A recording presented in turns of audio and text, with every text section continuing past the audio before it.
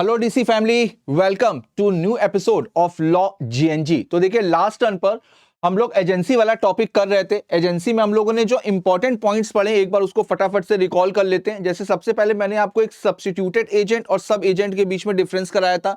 फिर एजेंट की क्या क्या ड्यूटीज होती हैं, एजेंट के क्या क्या राइट्स होते हैं, वो हम लोगों का हो गया था। नेक्स्ट टॉपिक पर आते हैं और आज कोशिश करेंगे कि आज एजेंसी वाला टॉपिक हम लोग कंप्लीट करें ताकि इंडियन कॉन्ट्रैक्ट एक्ट हमारा कंप्लीट हो जाए। तो चलिए फटाफट से आज का एपिसोड स्टार्ट करते हैं।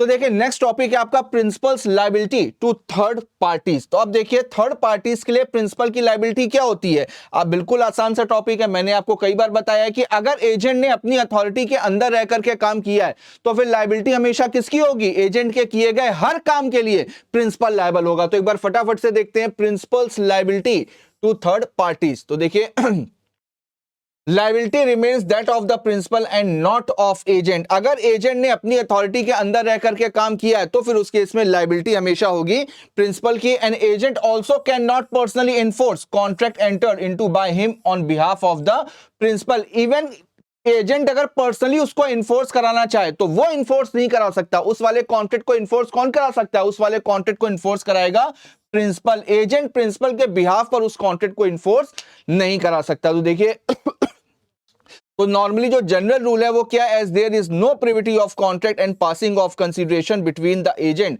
And the third party. तो यहां पर बेटा प्रिविटी ऑफ कॉन्ट्रैक्ट वाला रूल एप्लीकेबल नहीं होगा। यहां पर एजेंट के किए गए हर काम के लिए लायबिलिटी प्रिंसिपल की होगी। जो ये चीज मैंने आपको स्टार्टिंग में भी बताई थी, विकेरियस लायबिलिटी। विकेरियस लायबिलिटी का मतलब क्या होता है? काम कोई और करता है, भुगतना किसी और को पड़ता है। तो एजेंट ने अगर अपनी अथॉरिटी के अंदर रह करके काम किया है तो हमेशा भुगतना किसको पड़ेगा? हमेशा भुगतना पड़ेगा प्रिंसिपल को। आगे देखते हैं अब देखिए conditions when principal is liable for the acts of the agent. तो देखिए कौन कौन सी कंडीशन है। तो principal liable for the act of agent which are within the scope of his authority. बिल्कुल सेम वही है जो मैंने अभी आपको बताया। When an agent does more than he is authorized to do so much only of what he does as is within his authority is binding as between him and his principal। तो देखिए agent अगर अपनी authority के अंदर रह करके कुछ भी काम कर रहा है तो उस सिचुएशन में लायबिलिटी किसकी अराइज होगी? लायबिलिटी हमेशा प्रिंसिपल की अराइज होगी। लेकिन अगर एजेंट अपनी अथॉरिटी के बाहर जाकर के कुछ भी काम कर रहा है तो उस सिचुएशन में जितने काम के लिए एजेंट ऑथराइज था उतने काम के लिए तो प्रिंसिपल लायबल होगा, और जितना काम उसने अपनी अथॉरिटी के बाहर जाकर के काम किया है उस काम के लिए एजेंट खुद पर्सनली लायबल होगा। आगे देखते हैं principal not bound when excess of agents authority is not separable. और अगर सेपरेट नहीं किया जा सकता है तो फिर उस केस में प्रिंसिपल की कोई लायबिलिटी नहीं होगी। पूरी तरीके से लायबिलिटी किसकी होगी? एजेंट की। आगे देखते हैं अब देखिए एनी नोटिस गिवन इंफॉर्मेशन। अब अगर एजेंट को कोई भी नोटिस या कोई भी इंफॉर्मेशन दी गई है, ठीक है, एजेंट को कोई भी नोटिस या कोई भी इंफॉर्मेशन दी है तो थर्ड पार्टी क्या मान करके चलेगी? थर्ड पार्टी मान करके चलेगी कि भाई ये तो उसका एजेंट है, अगर मैंने इसको नोटिस दिया है तो इसने प्रिंसिपल तक पहुंचाया होगा। देखते हैं गिवन और obtain in the course of the business for the principal shall as between the principal and third parties have the same legal consequence as if it had been given to और obtain by the principal. तो अगर कोई भी information दी गई है या third party से कोई भी इंफॉर्मेशन एजेंट को मिली है तो हमेशा ये मान करके चला जाएगा कि बिल्कुल जैसे प्रिंसिपल को हमें इन्फॉर्म करना था एजेंट को कर दिया तो प्रिंसिपल को भी कर दिया। या अगर कोई नोटिस लेना था एजेंट ने दिया है तो इसका मतलब प्रिंसिपल ने वो नोटिस भेजा है। तो वहां पर एजेंट और प्रिंसिपल के केस में अगर कोई भी नोटिस या कोई भी इंफॉर्मेशन दी जाती है ली जाती है तो दोनों केसेस में माना जाएगा जैसे प्रिंसिपल ने दी है। देखिए मिसरिप्रेजेंटेशन और फ्रॉड। अब अगर मान लीजिए कि एजेंट ने अपनी अथॉरिटी के अंदर रह करके काम किया लेकिन उस काम में मिसरिप्रेजेंटेशन या फ्रॉड है तो क्या उस काम के लिए प्रिंसिपल को लायबल होना चाहिए? बिल्कुल होना चाहिए। अगर एजेंट ने अपनी अथॉरिटी के अंदर रह करके जिस काम के लिए उसको ऑथराइज किया गया था अगर उस काम में उसने कोई भी मिसरिप्रेजेंटेशन या फ्रॉड किया है तो उस काम के लिए भी प्रिंसिपल लायबल होगा। देखिए committed by agent acting in the course of their business for their principal have the same effect as if such misrepresentation or fraud had been made or committed by the principal। तो यहां पर यही माना जाएगा कि वो fraud या वो मिसरिप्रेजेंटेशन एजेंट ने नहीं किया है, वो फ्रॉड वो मिसरिप्रेजेंटेशन प्रिंसिपल ने किया है, बस काम इतना होना चाहिए कि जिस काम को करने के लिए उसको ऑथराइज किया गया था उसी काम से रिलेटेड वो फ्रॉड और वो मिसरिप्रेजेंटेशन होना चाहिए। आगे देखते हैं, एग्जाम्पल देख लेते हैं एक बार फटाफट से। देखिए, अनु being B's agent with authority to receive money on his behalf receive from C a sum of money due to B, he is discharged of his obligation to pay the sum in question to B। अब देखिए, अनु यहां पर क्या था, अनु यहां पर agent था B का, ठीक, और उसके पास में अथॉरिटी भी थी कि वो बी के बिहाफ पर पैसे रिकवर कर सकता है। तो अब सी ने क्या किया, सी ने अनु को पेमेंट करी, तो अब सी ने अनु को पेमेंट करी है तो सी अपनी लायबिलिटी से फ्री हो गया। सी यही मान करके चलेगा कि जैसे हमने एजेंट को पैसे दिए हैं तो इसका मतलब मेरे पैसे प्रिंसिपल तक पहुंच गए होंगे। देखते हैं आगे, अनु being owner of a ship and cargo authorizes B to procure an insurance for rupees 4 lakh on the ship. B procure a policy for rupees 4 lakh on the ship and another for the like sum on the cargo.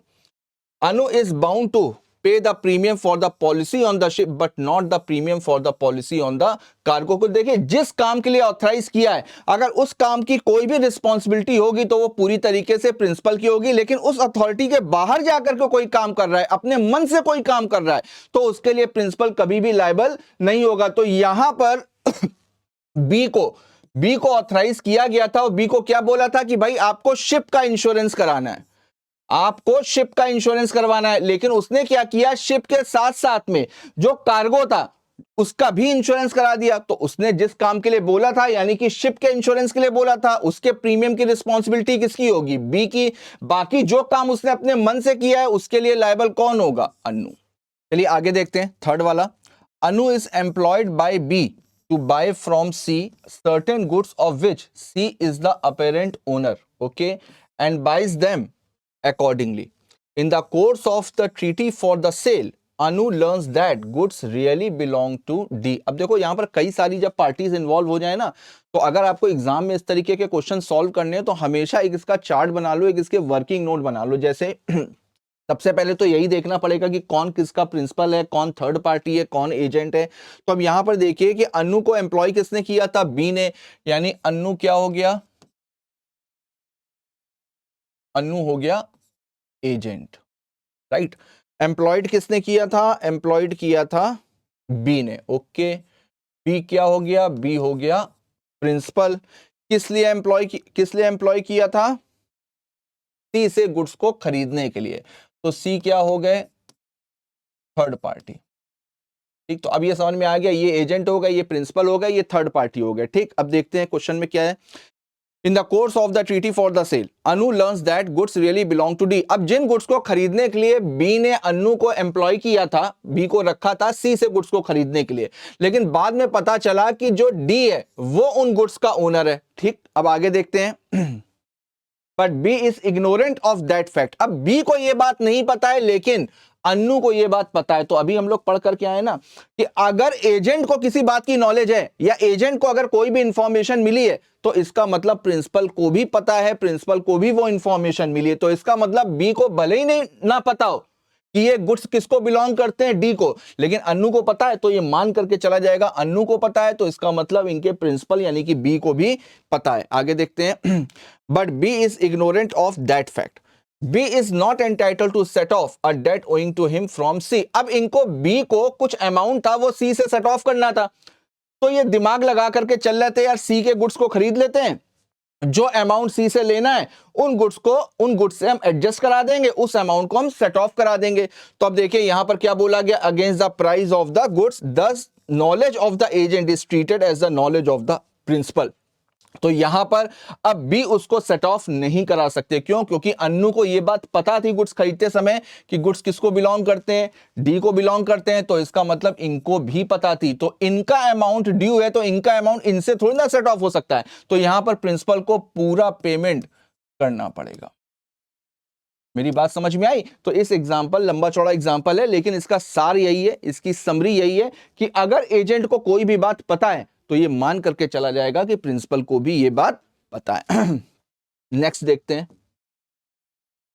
हाँ, Anu being B's agent for the sale of goods, okay, induces C to buy them by a misrepresentation which he was not authorized by B to make. The contract is voidable as between B and C at the option of C. तो अब देखिए अनु जो है वो B की agent थे किस लिए थे?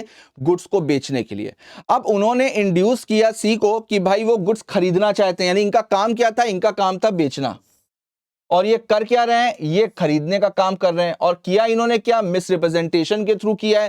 तो अब देखिए which he was not authorised by B to make, the contract is voidable as between B and C at the option of C. तो अब देखो, अगर एजेंट अपनी अथॉरिटी के अंदर रह करके कोई भी काम करता है, ठीक है, उसमें अगर कोई भी मिस रिप्रेजेंटेशन या कोई भी फ्रॉड करता है, तो उस सिचुएशन में लायबिलिटी हमेशा किसकी होगी? लायबिलिटी हमेशा प्रिंसिपल की होगी। लेकिन जिस काम को करने के लिए वो ऑथराइज नहीं है, जिस काम को करने के लिए वो ऑथराइज नहीं है, उस काम में अगर कोई भी वो गड़बड़ करता है, तो उस केस में थर्ड पार्टी के पास में पूरा ऑप्शन है कि वो कॉन्ट्रैक्ट को वॉइडेबल करा सकता है, राइट। आगे देखते हैं। तो देखिए personal liability of agent to third party. अब क्या एजेंट की पर्सनल लायबिलिटी अराइज होगी? क्या एजेंट की पर्सनल लायबिलिटी अराइज होगी? बिल्कुल होगी।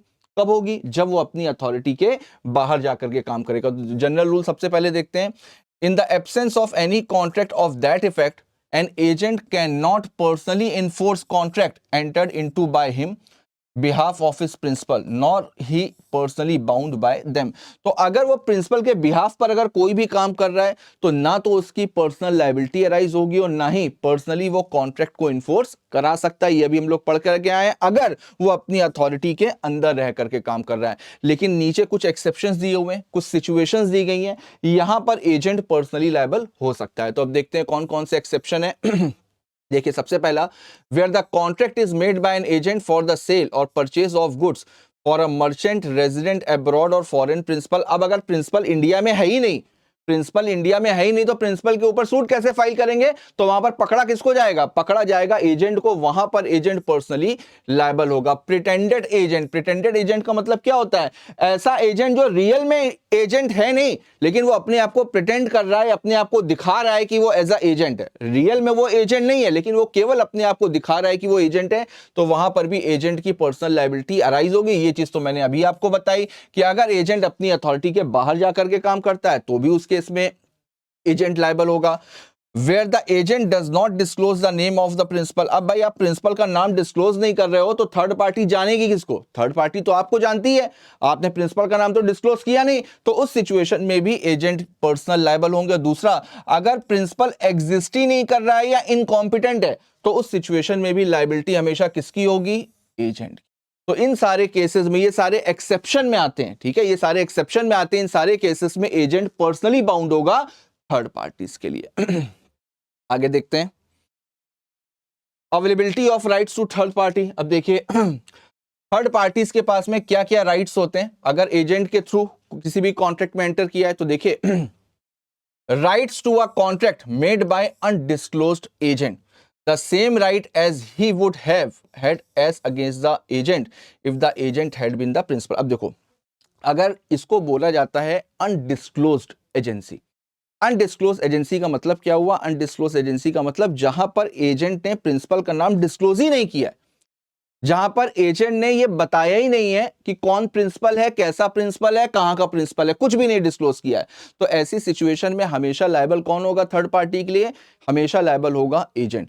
तो यहां पर देखते हैं तो थर्ड पार्टी के पास में क्या राइट्स होंगे? तो बेटा थर्ड पार्टी के पास में एजेंट के अगेंस्ट में वही राइट्स होंगे जो प्रिंसिपल के अगेंस्ट में होता। अगर उसको पता होता कि ये एजेंट है और ये प्रिंसिपल है, तो थर्ड पार्टीज के पास में जो प्रिंसिपल के अगेंस्ट में राइट होते, अगर प्रिंसिपल डिस्क्लोज होता, तो अब चूंकि प्रिंसिपल अनडिस्क्लोज है, तो वो सारे के सारे अधिकार किसके अगेंस्ट में होंगे? एजेंट के अगेंस्ट में होंगे। देखते हैं एग्जांपल, एक बार देख लेते हैं। S bought a ticket of IPL match at Wankhede stadium through AB for himself because on personal ground stadium management would not have issued the ticket to S. अब देखो, एस को वानखेड़े स्टेडियम से टिकट मिले नहीं, होगा कोई पर्सनल इशू, उन्होंने कोई बवाल मचाया होगा, कुछ भी गड़बड़ करी होगी, तो वानखेड़े स्टेडियम ने क्या किया कि इनको टिकट इशू नहीं किए, ठीक। अब AB ने क्या किया कि AB ने एस को टिकट इशू कर दिए, ठीक, और AB ने ये नहीं बताया कि वो स्टेडियम के बिहाफ पर है। ठीक, तो अब यहां पर स्टेडियम मैनेजमेंट के पास में पूरा राइट है कि वो कॉन्ट्रैक्ट को कैंसिल करा सकता है और एस को स्टेडियम में एंटर करने से रोक सकता है। तो जहां पर प्रिंसिपल को डिस्क्लोज नहीं किया है तो वहां पर एजेंट के अगेंस्ट में सेम राइट होते हैं जो प्रिंसिपल के अगेंस्ट में होते हैं। आगे देखते हैं। अब देखो, performance of contract with agent suppose to be principal. देखते हैं, where one man makes a contract with another, the principal, if he requires the performance of the contract, can only obtain such performance subject to the rights and obligations subsisting between the agent and other party to the contract। तो अब देखो यहां पर क्या बोल रहा है कि अगर कोई भी थर्ड पार्टी एजेंट को प्रिंसिपल समझ करके कॉन्ट्रैक्ट में एंटर कर रही है, अगर कोई भी थर्ड पार्टी एजेंट को प्रिंसिपल समझ करके कॉन्ट्रैक्ट में एंटर कर रही है, रियल में वो एजेंट है लेकिन थर्ड पार्टी क्या समझ रही है कि यही प्रिंसिपल है, ठीक, तो बाद में आकर के प्रिंसिपल कोई खिचड़ी नहीं पका सकता, बाद में आकर के प्रिंसिपल थर्ड पार्टी के ऊपर कोई भी बर्डन क्रिएट नहीं कर सकता। वहां पर जैसा कॉन्ट्रैक्ट हुआ है एजेंट के बीच में और थर्ड पार्टी के बीच में वैसे ही कॉन्ट्रैक्ट होगा, उसमें प्रिंसिपल कुछ भी नहीं कर सकता। देखिए, ए who owes 50,000 rupees to B sells rupees 1 lakh rupees worth of rice to B. अब देखो ए ने क्या किया, ए ने बी से 50,000 रुपए लिए, ठीक है, और बाद में उसको 1 लाख रुपए का राइस सप्लाई कर दिया। अब यहां पर ठीक उसी पिछले वाले एग्जांपल का उल्टा हो गया। अब यहां पर बी दिमाग क्या चला रहा था, बी दिमाग चला रहा था कि भाई 1 लाख रुपए के राइस हम खरीद लेते हैं, 50,000 रुपए उससे सेट ऑफ कर लेंगे। लेकिन था क्या, A is acting as agent for C in the transaction. अब ए क्या था, ए खुद वो अपना राइस नहीं बेच रहा था, वो बेच रहा था सी का राइस, यानी ए सी का एजेंट था, लेकिन अब बी को इसके बारे में पता ही नहीं था। तो यानी कि क्या हुआ, बी ए के साथ में कॉन्ट्रैक्ट कर रहा है, बी ए के साथ में कॉन्ट्रैक्ट कर रहा है क्या समझ करके कि ए ही प्रिंसिपल है, उसको सी के बारे में कुछ भी नहीं पता था।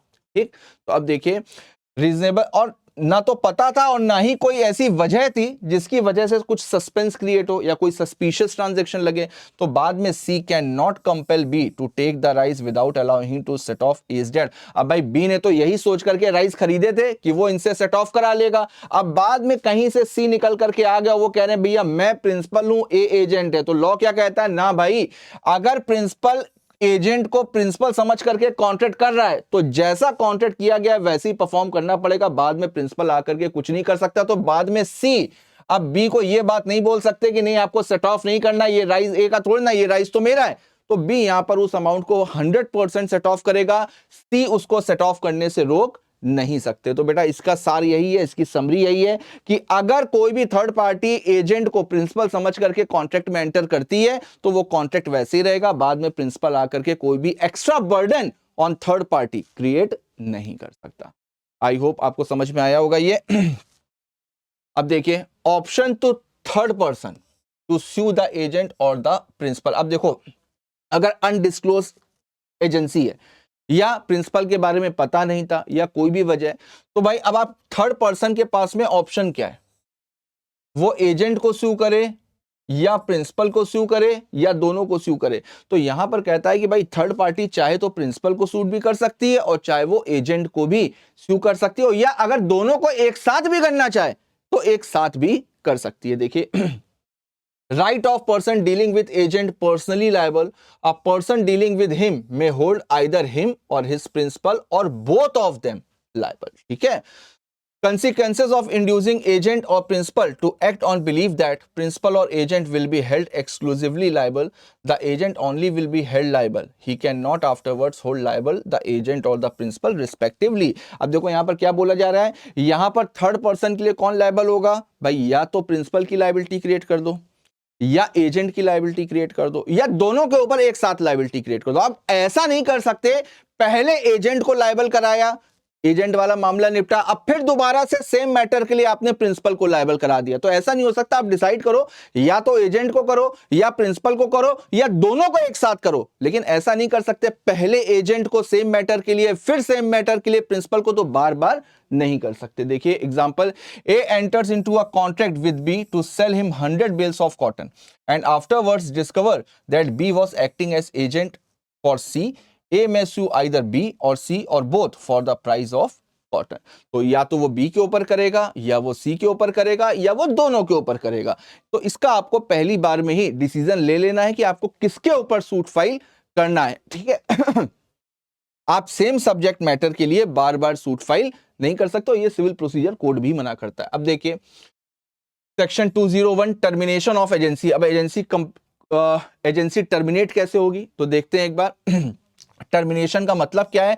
टर्मिनेशन का मतलब है putting an end to the legal relationship. Agency होती क्या है? एजेंसी एक रिलेशन होता है बिटवीन प्रिंसिपल एंड एजेंट। अब एजेंसी टर्मिनेट हो रही है, इसका मतलब वो रिलेशन खत्म हो रहा है between principal and agent.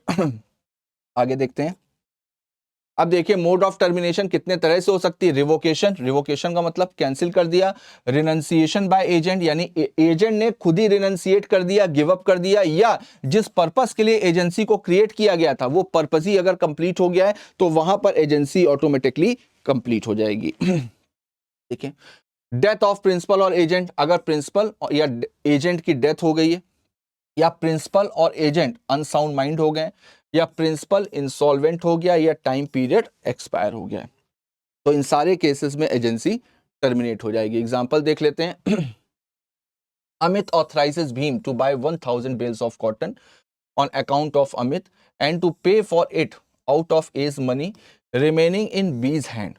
B buys 1000 bales of cotton in his own name so as to make himself personally liable for the price. Okay, A cannot revoke B's authority so far as regard payment for the cotton. ये example यहाँ पर नहीं, आगे होना चाहिए था। खैर मैं इसका आपको मतलब बता देता हूँ।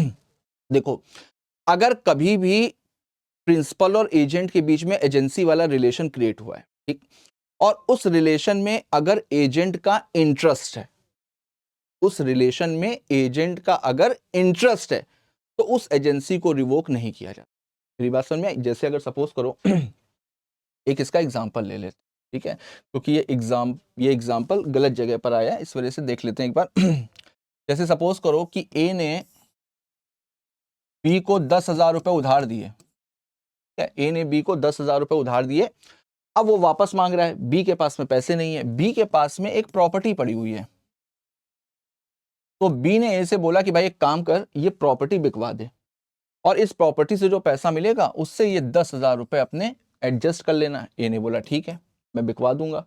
अब देखो तो बी ने ए को अपना एजेंट अपॉइंट कर दिया फॉर सेल दिस प्रॉपर्टी, ठीक। तो अब इस प्रॉपर्टी के बेचने पर ए का इंटरेस्ट क्रिएट हो गया है, तो इस तरीके की एजेंसी को अब रिवोक नहीं किया जा सकता।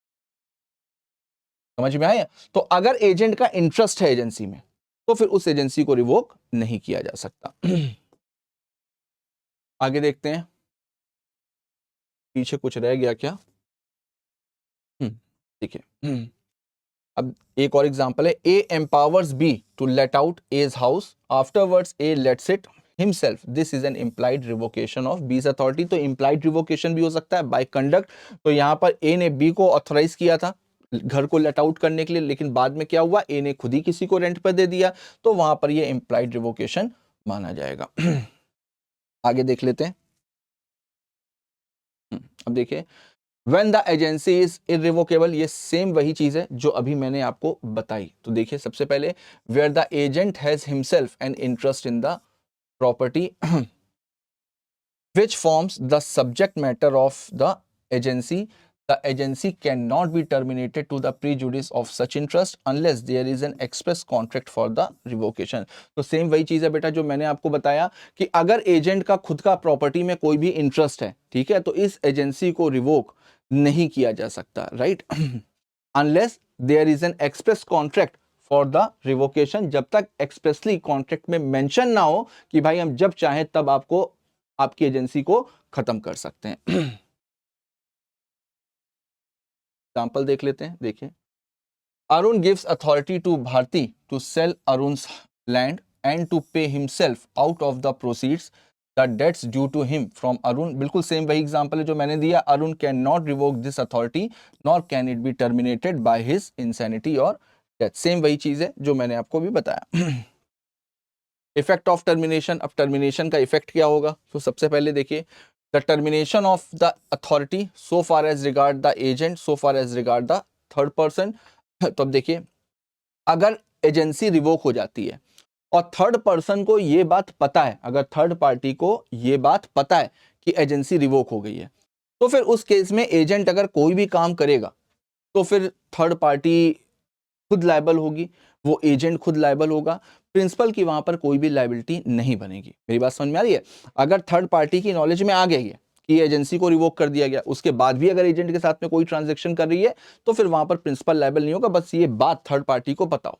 दूसरा, अगर कभी भी एजेंसी को रिवोक किया जाता है तो वो इफेक्टिव कब से होगी? जब एजेंट की नॉलेज में आ जाए, जब एजेंट को पता चल जाए कि प्रिंसिपल ने एजेंसी को रिवोक कर दिया है, उसके पहले नहीं। देखिए, take effect before it becomes known to him और before it becomes known to them. तो दोनों की नॉलेज में आना जरूरी है, चाहे वो एजेंट हो चाहे वो थर्ड पार्टीज हो।